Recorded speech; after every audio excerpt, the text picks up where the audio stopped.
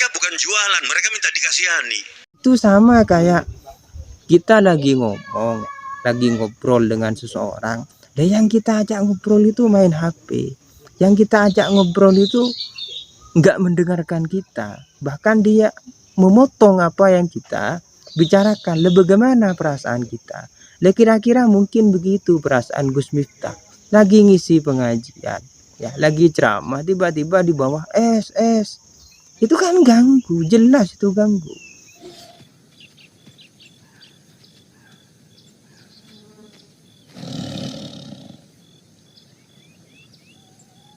Assalamualaikum warahmatullahi wabarakatuh. Bismillahirrahmanirrahim. Allahumma sholli wa sallim wa barik ala sayyidina Muhammad wa ala ali sayyidina Muhammad.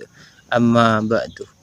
Ada yang menarik dari apa yang disampaikan oleh Mbah Sujiwo Tejo di TV One kemarin, ya, terkait dengan Gus Miftah dan penjual es teh.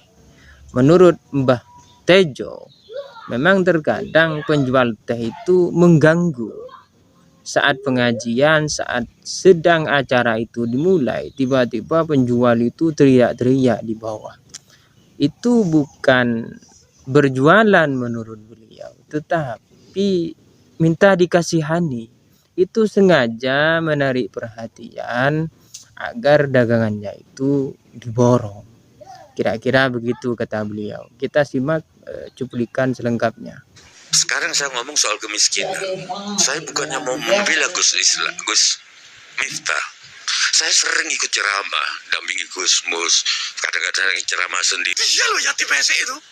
Jadi kalau kita itu melihat dari sisi penjual es teh, ya kita memang kasihan ketika es teh itu, penjual es teh maksud saya, itu dikatai goblok, ya. Itu memang kasihan. Dari sisi itu ya Gus Miftah salah. Tetapi kalau kita melihat dari sisi Gus Miftah, bahwa ketika seorang penceramah itu mengisi pengajian, tiba-tiba diganggu oleh penjual es teh misalkan, ya penjual es tehnya itu salah. Jadi kalau kita melihat dari dua sisi, memang kedua-duanya ya salah, ya. Gus Miftah ya salah karena menggoblokkan orang yang berjualan ya juga salah. Saat pengajian kok berjualan di tengah-tengah pengajian, itu jelas ganggu. Bahkan kata Mbah Tejo tadi, itu hanya mencari perhatian, ingin jualannya diborong. Itu enggak niat jualan, itu mencari perhatian, minta dikasihani, ya.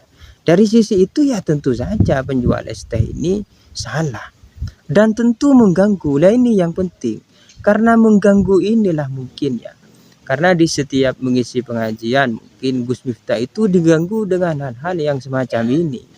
Karena ditumpuk, akhirnya keluarlah ungkapan itu, ya. Jadi kalau dari sisi ini ya sama-sama salah begitu, ya. Gus Miftah salah, yang jualan juga salah, ya. Jadi apa ya, itu seperti anak-anak di masjid pas Jumatan. Kan ada itu sebagian orang tua yang membawa anaknya ke masjid. Ya memang benar, mengajak anak ke masjid itu memang baik, mengajarkan anak kenal masjid, mengajarkan anak kenal kepada ibadah. Tetapi pernah enggak kalian itu pas sholat diinjak kepalanya oleh anak-anak yang berlarian di masjid itu? Atau ketika kalian itu tasyahud, kopiah kalian, peci kalian yang seperti ini, itu diambil dan dibawa lari oleh anak-anak yang main-main di masjid itu. Atau ketika kalian mau ruku, mau sujud, itu kesulitan karena ada anak kecil yang berlarian di depan kita. Pernah enggak seperti itu? Jadi di sisi mengajari anak untuk kenal masjid, untuk kenal ibadah, itu benar. Itu benar. Tetapi anak-anak yang mengganggu orang yang ketika sholat, itu juga tentu tidak benar, ya. Jadi dari sisi itu kita harus profesional begitu, ya, melihatnya. Dari sisi penjual es teh ya memang dia salah karena itu mengganggu. Dari sisi Gus Miftah ya juga salah karena mengatai. Ya, jadi sama-sama salah.